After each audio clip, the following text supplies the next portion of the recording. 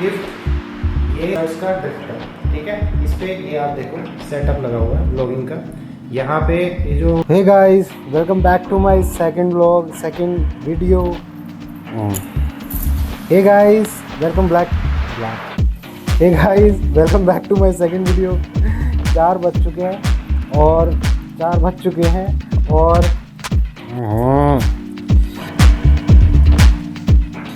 Hey guys, welcome back to my second vlog. 4 बज चुके हैं आज के, लेकिन अभी तक ना तो मैं नहाया हूँ ना मैंने कुछ खाया है। सुबह से लगा पड़ा हूँ मैं काम में। बेसिकली रात को हम पार्टी में गए थे, छोटा सा क्लिप आपने देखा होगा फर्स्ट व्लॉग के अंदर। उसके बाद रात को आते आते इतनी तेज़ आंधी आने लगी, इतना बढ़िया मौसम हो गया कि फिर रहा नहीं गया। 1-1:30 बजे तक घर आए, फिर बैठे रहे बालकनी में। 2 बज गए बैठे बैठे, उस वजह से लेट सोए, फिर थोड़ा सा लेट उठे, यानी कि 10 बजे के करीब उठा।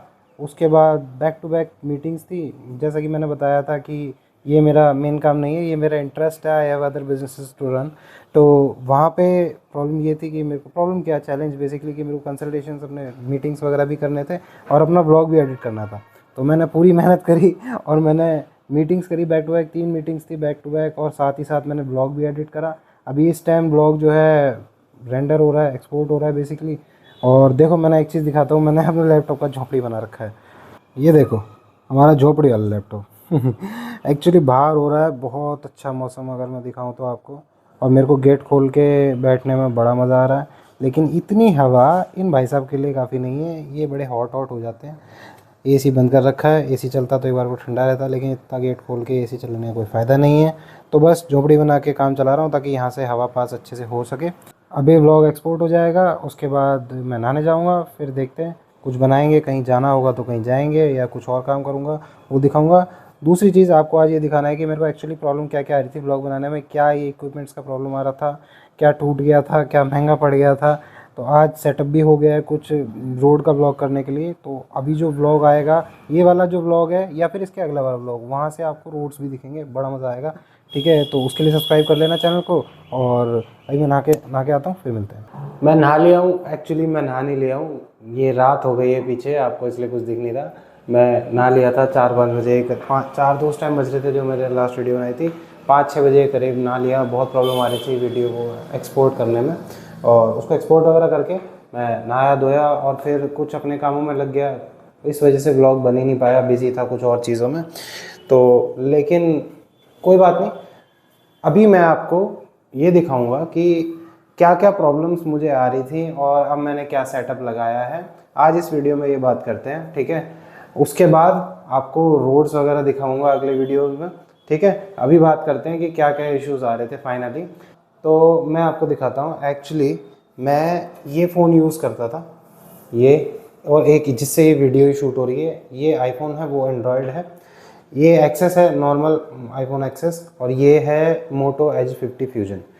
तो इसके बारे में भी मेरे को कुछ इंटरेस्टिंग बातें करनी है, थोड़ी सी इन्फॉर्मेशन आपको मिलेगी फ़ोन्स के बारे में। तो इसके साथ क्या प्रॉब्लम है, इसकी डिस्प्ले मतलब गिर गया था, तो इसकी डिस्प्ले हो गई ख़राब, ठीक है। आज से कुछ टाइम पहले इसकी डिस्प्ले ख़राब हुई थी, तो मैंने पॉज लिया इसको ठीक कराने के लिए, क्योंकि मैं इसको पर्सनली यूज़ करता था। इसका मतलब ऐसा नहीं है कि इसको यूज़ नहीं करूँगा तो मेरे काम रुक जाएंगे। तो मैंने इसको पॉज लिया, क्योंकि कंपनी तो ऊपर टांगे प्राइस बताती है। ये फ़ोन की वैल्यू आज कुछ नहीं बची, उसके बाद भी कंपनी कह रही है कि डिस्प्ले चेंज करने के 25,000 रुपये लगेंगे। तो एक तो इस वजह से इसको मैंने पॉज पे डाल रखा है, देखूँगा। बाहर प्रॉब्लम ये है कि मार्केट में ओरिजिनल डिस्प्लेज बाहर मिल नहीं रही हैं आसानी से। मिलती हैं तो उसके अंदर बहुत धांधलेबाजी होती है। कोई कहता है ग्लास चेंज, कोई कुछ कोई कुछ, तो उस आलस में रखी हुई है, ठीक है। देखूंगा कोई अच्छी डील मिलेगी, कहीं किसी की डिस्प्ले मिल जाएगी, या कोई ऐसा बंदा मिल जाएगा जो सही से डाल देगा सही पैसों में, तो ही मैं इसको ठीक कराऊंगा। फालतू खर्चा करने की मेरी आदत है नहीं। सही डील मिलेगी तो मैं इसको ठीक कराऊंगा, जब तक ये ऐसे ही रखा रहेगा।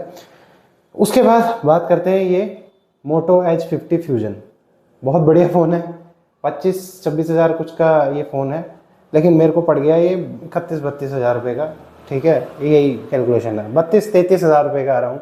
क्यों पड़ गया? एक्चुअली इसके अंदर कर्व डिस्प्ले आती है, अगर मैं आपको दिखा पाऊँ तो इसके अंदर कर्व डिस्प्ले आती है। अब ये इससे शूट हो रही है, लेकिन ये इसकी डिस्प्ले है।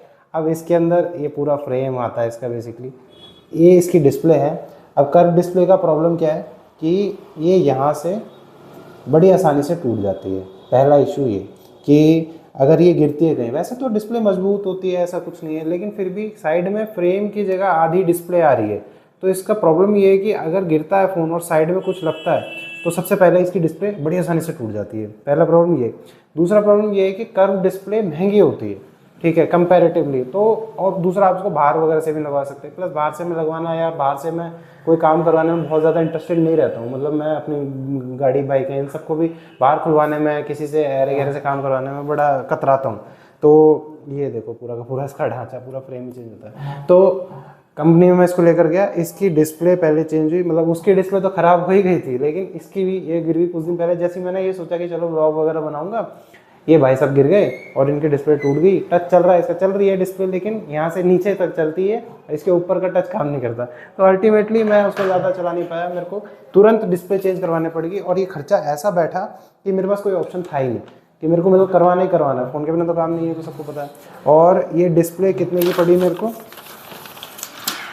अगर आपको दिख रहा हो, उल्टा दिख रहा होगा, नीचे प्राइस लिखा हुआ है 7699, मतलब मोटा मोटा 7700 रुपये की, मेरे को 7700 रुपये की डिस्प्ले पड़ गई।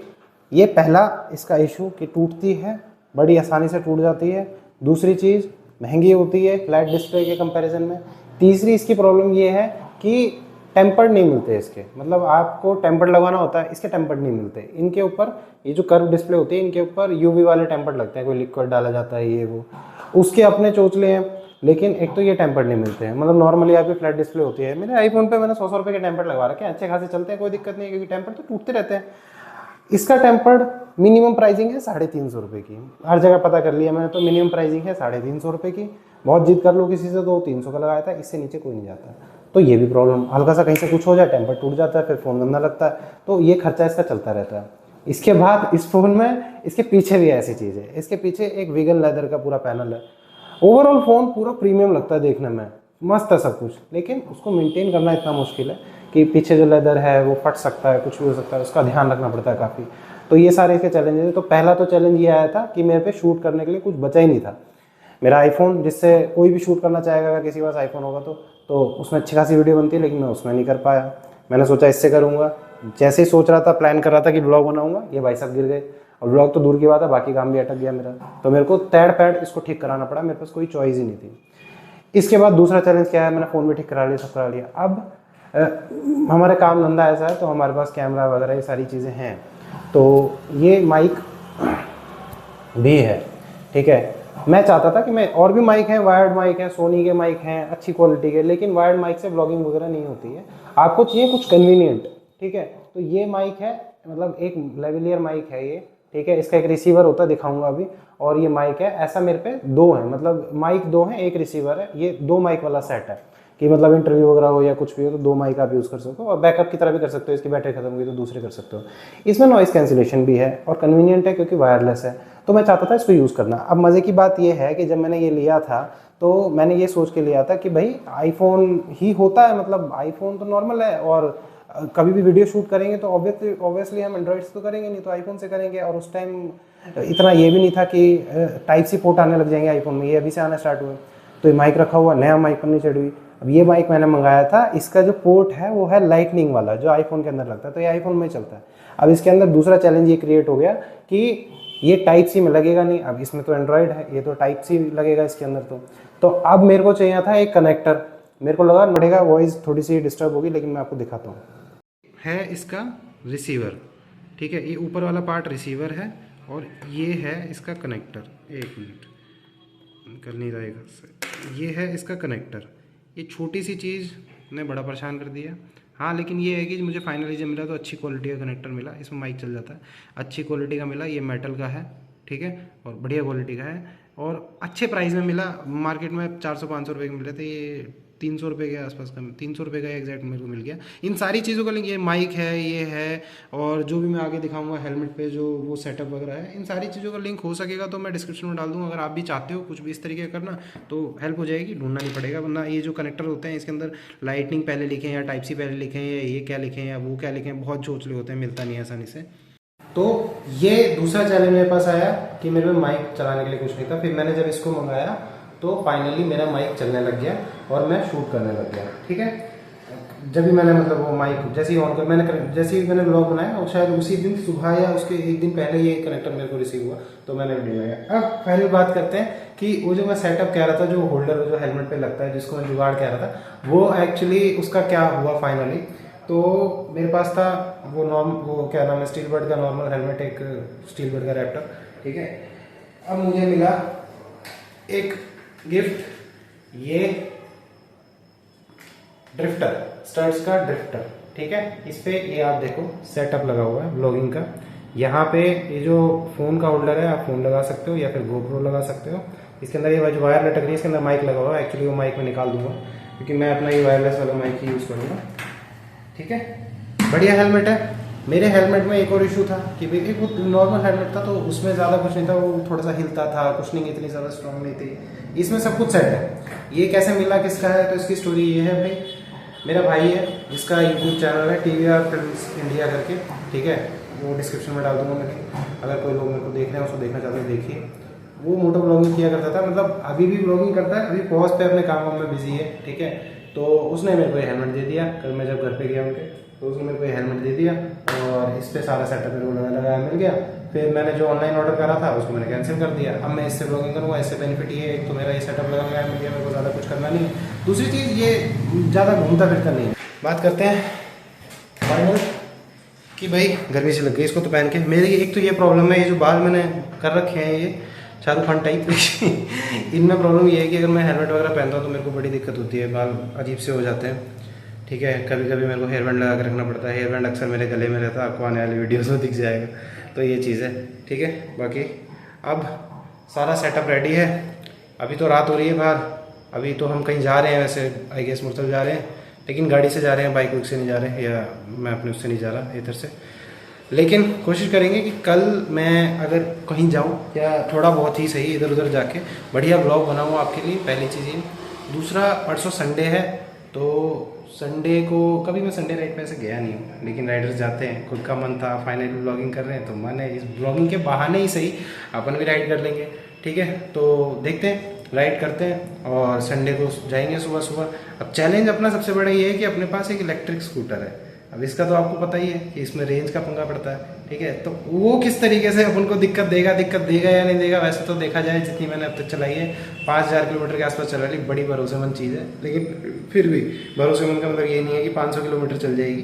तो देखते हैं, आपको जो भी होगा आपको दिखाऊंगा, बहुत मज़ा आएगा। ठीक है, अगर ये वीडियो देख रहे हो तो सब्सक्राइब कर दो चैनल को फटाफट से, ताकि संडे राइड में आप मेरे साथ हो और आपको बहुत मज़ा आए।